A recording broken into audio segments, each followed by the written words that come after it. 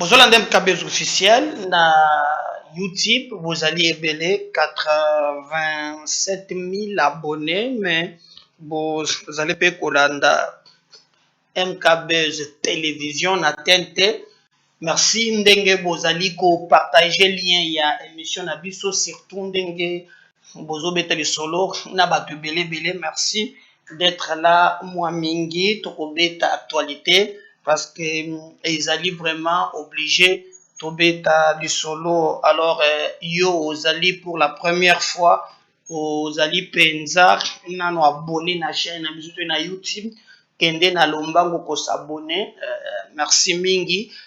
Na bandeko bazo sala yango déjà. Alors senga betali solo bato musupe ba s'abonner na bandeko oyo bazali vraiment koluka moyen ya ko bunda ko partager lien bo partager yango makasi tozali ensemble vraiment na bino poto sala musala ndenge elongo bani. Alors bandeko bazana TNT to senge bino likambo moko soki yo osabone ça facile mais na TNT pe o reprogrammer o sengi pe bato mususu pe baluka ndenge nini ya ko reprogrammer yebisa bango mituna président Médard azawa président Médard chaque jour okolandaye na 8h olandie na 12h na 20h na MKB's télévision. Nazoya maintenant na Zwelibino actualité d'une manière générale na Yelibino yango na lingala ya petek hein bona bakambo yawo quand nous films au Canada quand vraiment nous allons donc on vous embrouille alors que bazo sont mbongo na bino. Alors to kobeta l'histoire de façon que même moi nos autres ça makash ayeba réellement nini zole kana mboka na ye. Donc l'histoire to kobeta ngo wana le reste des embrouillements oyo bato bazali ko alors na kobanda boyeba ke na illustration bokomona déjà ndenge Joel Kitengala kaki na ba message lobaki que non il se faut ba libérer Antibal azali mokonzi tokolo ba ya force du progrès chef de file. Alors bande ko ba monaki non entre ezali provocation lelo bandeko ya IDPS bon tout le drapeau ya IDPS ba force du progrès bakiti balobi lelo sengeli basila na kaka na Blaise Kilimbalimba. Donc inde bakende kokutana naye bayeba nini ezali ikoleka bavi ezali penza divisé bato bazali divisé. Je crois que tokobeta lisolo wana mais il faut retenir que ata tokota na muzindo na ngote mebo retenir que en tout cas ndenge tozoli awa Sama Lukonde président ya zolinga comme président ya Sénat. Donc président du Sénat c'est officiel, Sama Lukonde dépose sa candidature. Le sénateur Jean-Michel Sama Lukonde a déposé ce lundi 5 août 2024 sa candidature au poste du président du bureau définitif de la Chambre haute du Parlement. Le premier ministre honoraire qui bénéficie déjà de la confiance du chef de l'État pour briquer le perchoir du Sénat, papier bien n'a pas voulu attendre le deuxième jour pour officialiser ses ambitions légitimes pour ce poste. Après avoir déposé les dossiers de sa candidature auprès de la commission ad hoc en place, le sénateur Sama Lukonde a eu des mots justes pour rendre un vibrant hommage au président Tshisekedi à qui il n'a cessé de témoigner sa loyauté depuis qu'il a été à la tête du gouvernement de la République. Il dit par ailleurs placer sa candidature en tant qu'indépendant sous les signes de cohésion et de l'unité au sein du Sénat pour consolider l'accompagnement de l'action du président Tshisekedi. Voilà, donc vous retenir que Sama Lukonde alobi d'ailleurs boyebi du solo wana Dani Banza lobaki wo Fachi asinyaki mikanda lobaki wo mutu mususu te kaka Sama Lukonde IDPS boyi waya lukuta wana lobaki wana bolaki na fachi na makambo na bino mususu. Je vous dis que na kozonga na émission moko tellement très clair sur ces dossiers là na ba élément nyonso. Guerre à l'est de la République démocratique du Congo, tout pour la RDC. L'ennemi a été démantelé, ses stratégies aussi. La République devra à la hauteur des provocations, porte-parole du gouvernement. Donc, Mouya Lobikutu Keno, discours naye, ezotambola très bien.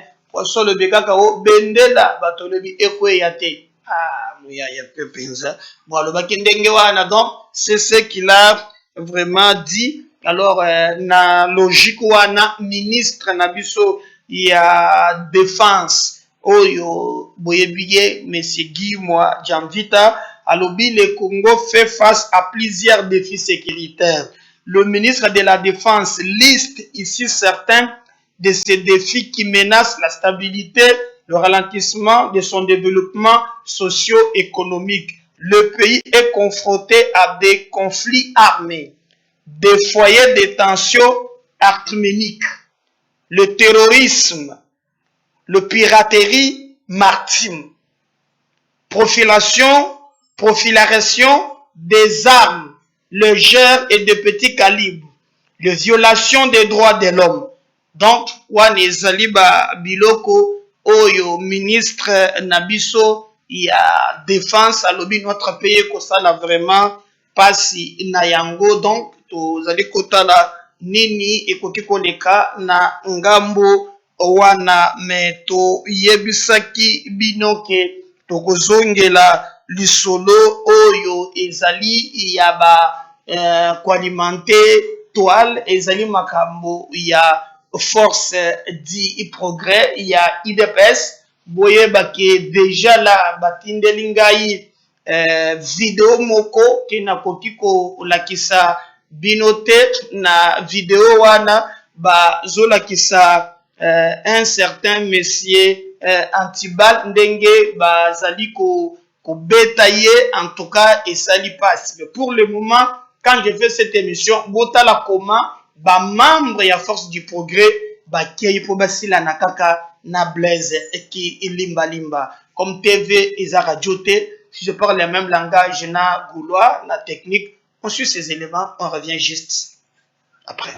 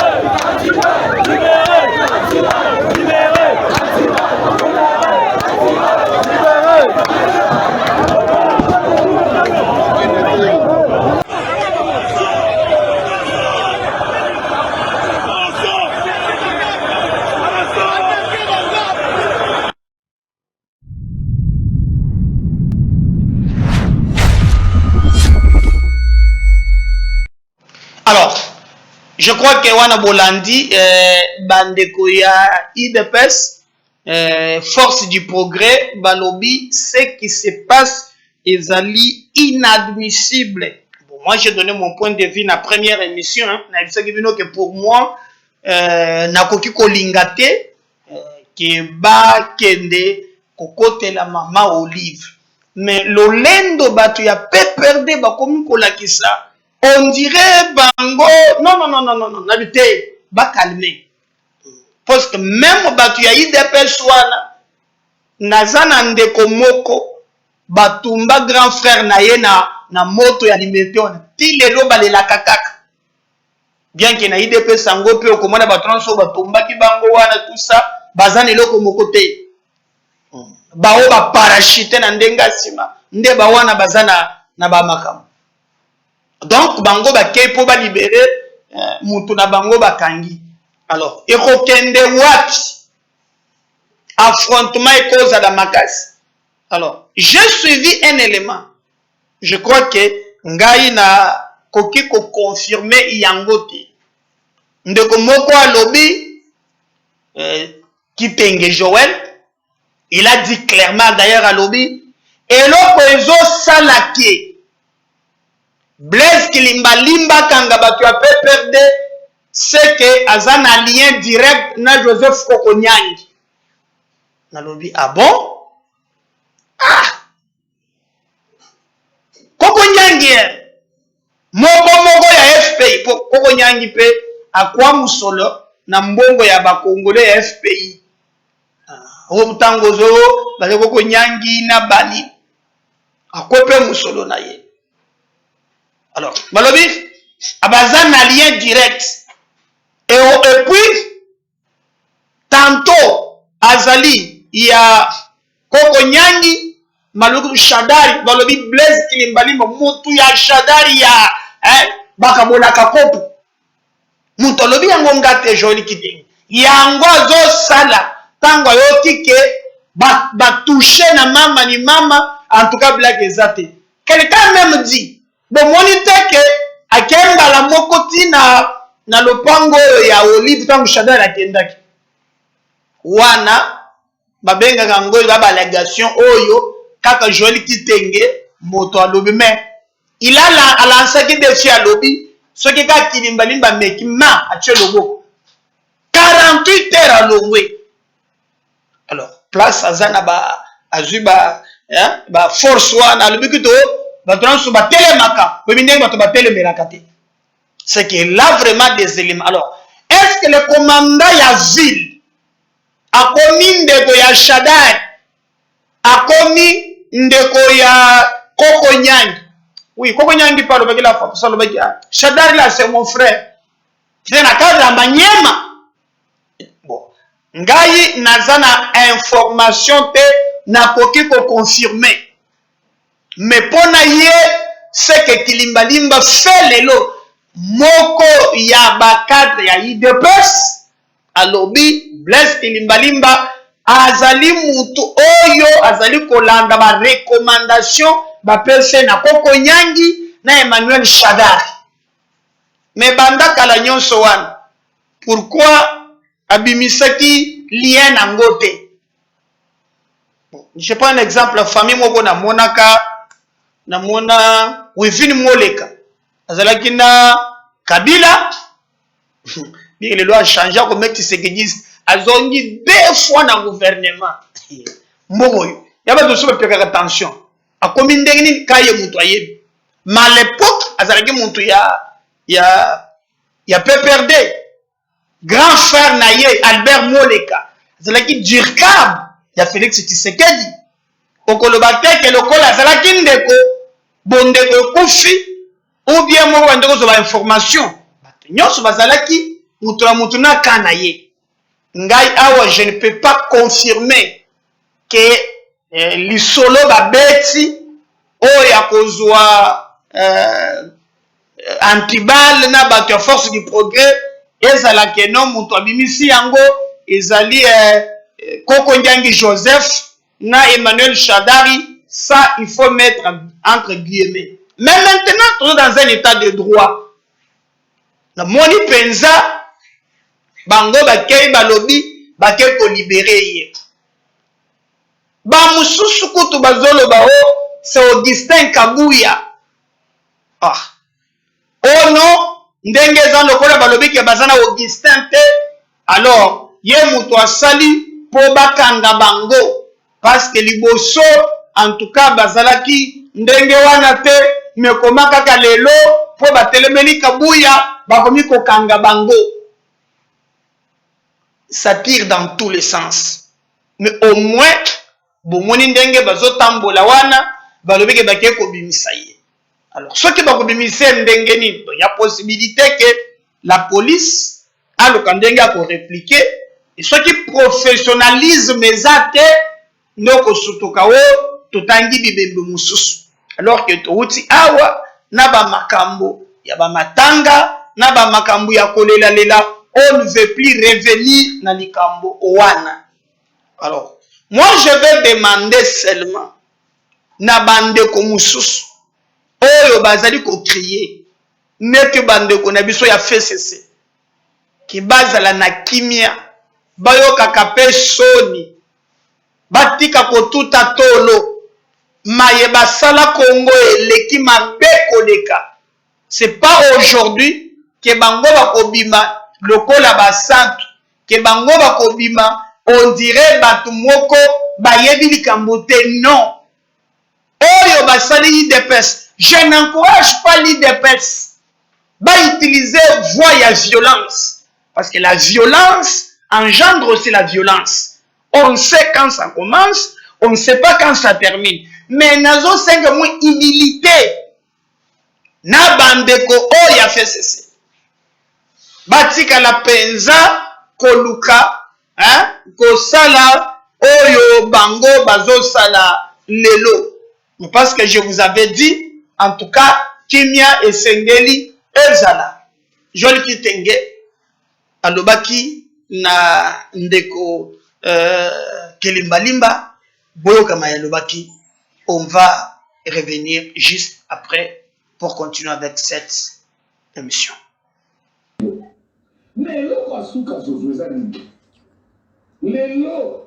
Blaise Kilimbalimba, dans une vidéo que j'ai su, Blaise Kilimbalimba a donné ma petite drapeau à IDPS. Cher général, nous vous mettons en garde. Ça c'est l'IDPS et je ne parle en pesant mes mots. Les vidéos que Tamboule, que Komelayo, s'occuper, Olingi, prouver aux Anani, en tout cas organise aussi mon arrestation. Et je doute fort, le jour où tu oseras faire ça sur Zotikala, 2 jours, inspecteur provincial de Kinshasa. Sur Zotikala, 2 jours, inspecteur provincial de Kinshasa, le Kata Loboko. Soyebi Batunios, Moyebi Batunenge Batere Médité. La police doit s'osawana d'abord. Si tu savais la manière dont prédécesseurs Atika qui déjà mis une maison entourée, au besoin de la force du progrès, et tu vas les approcher pour démonter les systèmes aux prédécesseurs Atika pour aussi les touches. Et la chose, c'est la matière. Force du progrès n'est pas l'IDPS. Quand quelqu'un en général de la police s'attaque au symbole de l'IDPS, monsieur, tu nous trouveras sous ton chemin. Wana tokoyo kamukite. Même Fachi Beton place à Vandi a dit que pratiquement dans bengi de pes to sendaka yango bongote. Kilimbalimba, on sait que tu es du Maniema. On sait qu'aux arts de Guachadal. Explique Bango, aux arts cousins à Kokonyangi. Explique tout le monde que tout le monde connaisse. Maman ya Olive Lembe, Nayo, Boza Mandeko. Explique-les. Que tu es de Kalima. Même de là avec la maman d'Olive Lembe, na maman à Bibi Kapik. Explique-les.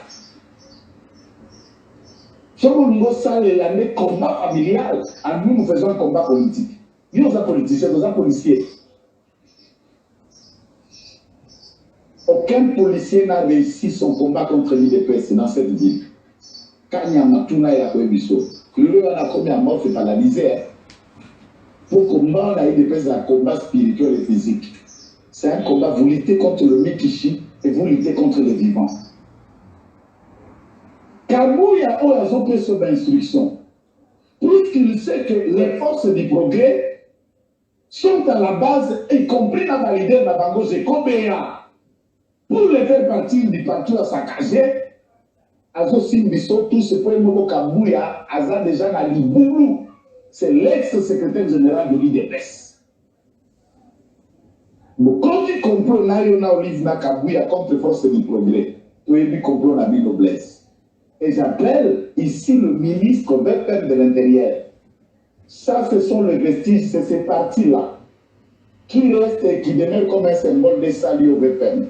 Les salis Fachi président, les salis Nanaïba communicateur, les salis Kabouyo, salis de Pessinale. Qui allait parler de Kabouyo?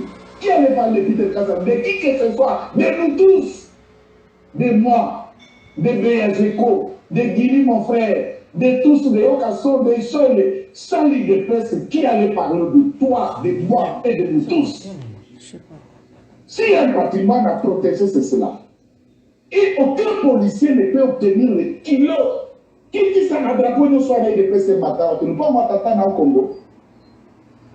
Eh, pas ma général Moussous. Et pendant là, on va l'hiver. Je ne parle pas à machin mes mots. Et je ne parle pas à mes cachants. Il y a quelque chose que tu vas te renseigner vite quand tu vas écouter cette vidéo. Cet homme ne connaît pas la peur. Cet homme ne connaît pas la peur et il en a subi des tortures de toute marque. Et cet homme a un passé que tu peux te renseigner auprès de ceux qui me connaissent, ils vous diront. Quand je parle, c'est un leader de l'IDPS qui est suivi et les gens suivront ce que je dis. J'exige à partir de maintenant la cessation, il y a hostilité, la plaque nayo. Dans la base sur la force du progrès, ils ne sont pas une milice. 2. La libération purement et simplement de tout le militant qui se réclame de l'IDPS ou que vous, par exemple, quand vous avez Bokanga Antibal, Nabaré, beaucoup qui la manifestation. Kabouya Telstig pour Bokanga Antibal. Puisqu'il sait que ce sont les gens qui vont le déloger et le faire tomber bientôt. Je vous conseille de le libérer.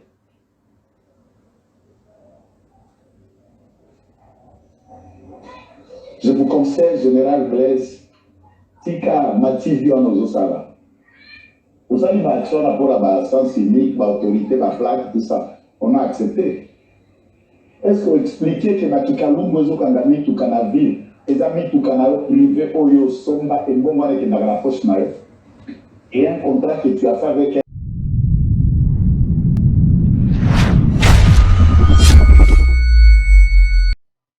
Voilà. Je crois que Wana Bolandi, mais le débat aussi, une actualité, Zali débat autour, il y a Nanya Kozala, président, il y a Sénat, déjà, na union dite sacrée, parce qu'il n'y a rien de sacré dans le logo. C'est un groupe, il y a COP, lampadaire, il y a tout. Donc, c'est l'ensemble de tout. Il n'y a rien de sacré dedans. Rien de sacré, parce que nous avons même dernièrement les éléments et comme Lingai, Oyokike, Bazobi, mais ça même Mbongo na banque centrale. Mais Fatou Moussou soit édité. Mais la gâte, c'est le bon union sacré. Bazobi, mon escope, on a posté à bureau à Sénat. Moko comme on est Dani Banza, Bimi à lobby, Bazalaki na Fachi, Tango Bafandaki, Fachi à lobby, Sama Kakande président à Sénat, Motomoussou Soko, remplacé Ye Azate. Bon du Makaka men. Ah. Bon, vous connaissez peut-être que non. Ezana député national, il est très proche. Il y a Augustin Kabouya, Amisi Makutano. Est-ce qu'il va confirmer? Oyo, et Daniel va nous menacer. On a beau me cater na Sénat, en tout cas, ils aient abisso. Bon. Tout le monde a gagné Augustin Kabouya mingi a participé à la réunion. Bon. Papa Nangai, balobi ke ezali neni Dani Banza. Bon. Alobaki o Fachi alobaki. Bon, yo sur la gamina Augustin, c'est que c'est vrai. TV za rajouté. MKB boz exclusivité basala kina Jean-Pierre Kayembe boyoka makambo amisi alobi pour to kata débat on suit ça. Est-ce qu'on peut se dire, on peut se parler? Le président a dit ça au notable Katangé. Heureusement, il a été contredit. Moutouana Lobakinayo, il a été contredit par Bato Bazaki. Vous comprenez? Le président peut dire que bon, ça va, on va voir ce qui va être passé, mais qu'on arrive d'abord. Le président sait qu'il a un parti politique. Il n'oublie pas. Dani Banza, et c'est parti. Dani Banza a sali déclaration à lobby. Ça ne lui engage que lui seul, ça ne nous engage à rien. Nous nous en tenons à ce que le président nous a dit et nous aurons ces postes.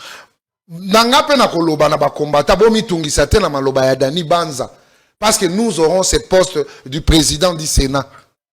Tozako Sengate, mais tous allons mériter. Président de la République, Akoyo que la paix biso, que IDPS et Bundaki, et yena moisson nango, quantité toza nango, et zali ko pesa biso, ndingisa, ya kozala na président, ya Sénat. Pe président ya Sénat na biso ko composé pe équipe na ye, neti ndenge toali na bandeko mususu oyo, babimi na batuwa AC et le reste, neti ndeko Topeka Bongo, oyo azali candidat rapporteur. Tout ça la paix, ticket na biso, il n'y a pas de problème. Nous avons notre président et nous avons les rapporteurs, nous avons aussi les questeurs. Qu'est-ce que vous gagnez à vouloir entretenir une nouvelle crise au sein de l'Union sacrée? C'est vous qui appelez. Est-ce que vous imaginez conséquences? Allez-y. C'est vous qui appelez crise. Donc, bateau, il faut pas kaka ba présidence, c'est ça. Premier vice-président, c'est Zali. Deuxième, c'est Zali. Kestir adjoint Ezali, rapporteur Ezali, rapporteur adjoint Ezali, bakoko zoana te kaka présidence.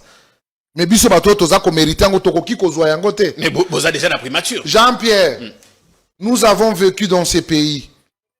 Kabila azalaki na primature, Sénat, Parlement, les institutions, justice, ezaki yemoko. Mais nous ne sommes pas comme eux. Tolobi toka bolango malam totiki parlement mais Sénat tozali mais na ba poste musu etikali bande ko mususu bazwa likambo ezata. Mais pourquoi vous voulez nous tenir rigueur tondi makak? J'ai la vision ou la volonté de combattre balingi bazwa poste na bangona basi ba aligné déjà. Nous attendons l'autorité de référence pour lui faire rapport pour motiver que biso ya biso candidat yango poste wana eza ya biso to sengite parce que le but ba bato mususu ba sengate ba na poite mais baza senga parce que le but eza Roger Tshisekedi eza Roger Tshisekedi et kozala nani et nous avons des candidats parce que le but mais makambo yo komi nous avons des candidats quoi et komi makambo famille nous avons des non le président n'a jamais été comme ça yebisango soka combat Tshisekedi mo ba nommé parce que bazo mérité. C'est pour éviter le brouhaha là. Oh non, famille Tshisekedi, bango babunda kite, bango baza ko mérité. Il mérite. Mais pour maman Kelen Nabino, le président se réserve. Mais je crois qu'à ce stade, le président ou le parti n'a pas fait le choix comme vous le dites. Vous êtes dans le mal, dans le mensonge. Mais le candidat président de l'UDPS est déjà là. Tous les week-ends, Balobi, c'est Roger Tshisekedi, le frère, qui va prendre le poste. Bon, je crois que vous devez être rassurés et bolongola lukuta wana. Le frère du président n'est pas candidat et c'est comme ça. Et le président, comment va-t-il? Il va bien. Il va bien. Il va bien. Il va bien. Il est toujours à l'étranger. Oui, il va bien. Il rentre, je crois, dans les 48 heures, il rentre.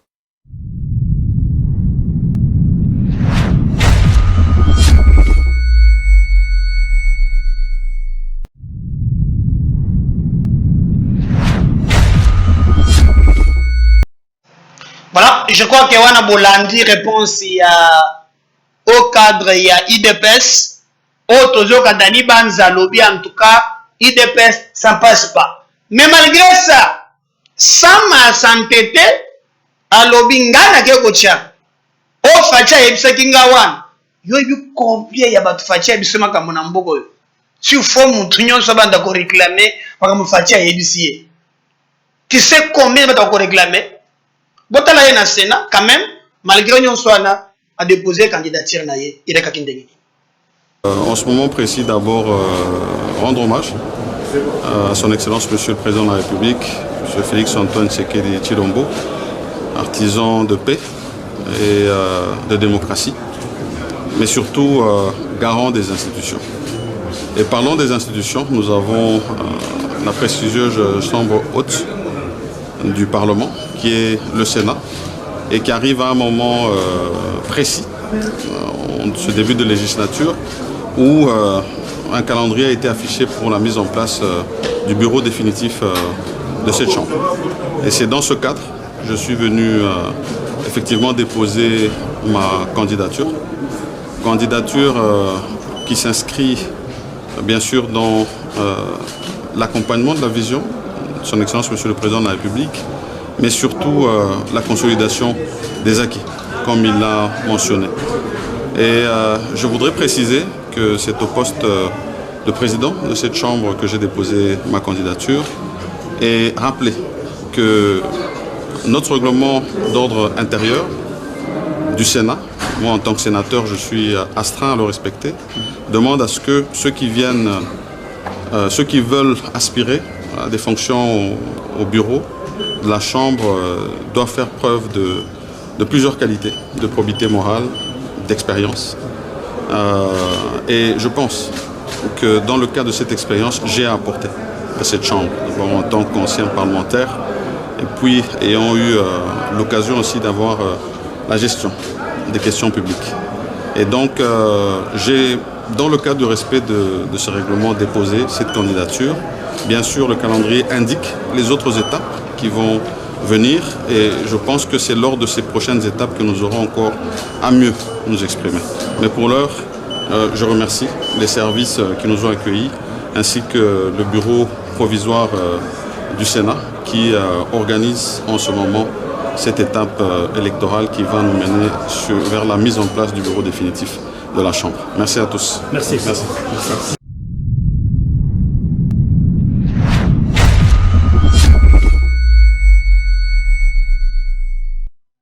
Voir tout le monde a sauté les camongo pour ce qu'on dégaine mais je pense que c'est sagesse c'est ça là dans les cambo il y a force du progrès qui n'a monnaie d'ailleurs mais l'ancien ministre il y a un ministre délégué il y a défense as avocat alors na monnaie tension matima kasi na ipekin botala koma calmer bango alobika kusala rapport na président de la République donc soka wapi. Merci, on suit ça. On a compris la mise au pouvoir, là qu'on neutraliser jeunesse na biso. Oui. Là il a compris ça mon konzamboka rapport. Oui.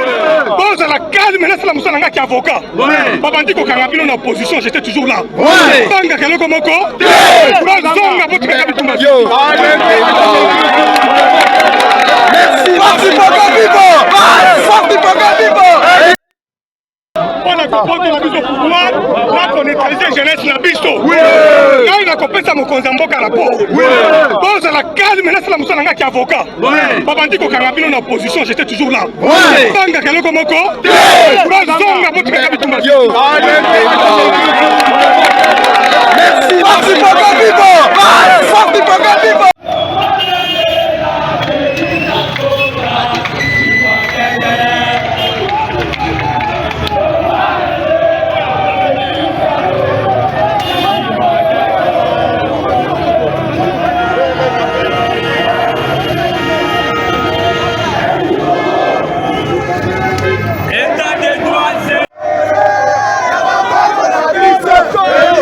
Let's go!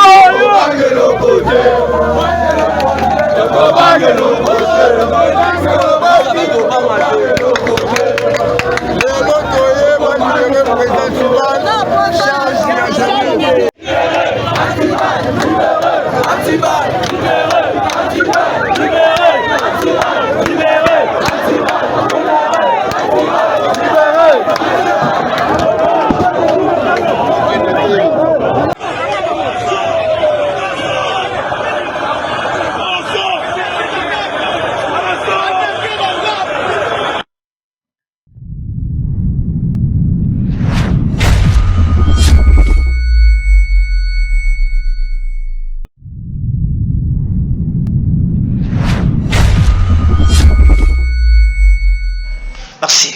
Je crois que wana bolandi biso tokozonga après. En tout cas, na ba détail musu. Vous partagez lien ya na YouTube, vous s'abonner massivement na TNT, vous reprogrammer chaîne, vous bisa bande musu sur télévision, ba tebele pe vous reprogrammer, tobetali solo parce que kala mingi te ba émission oyebele belezo ya na chaîne na bino. À tout à l'heure, merci. Bye.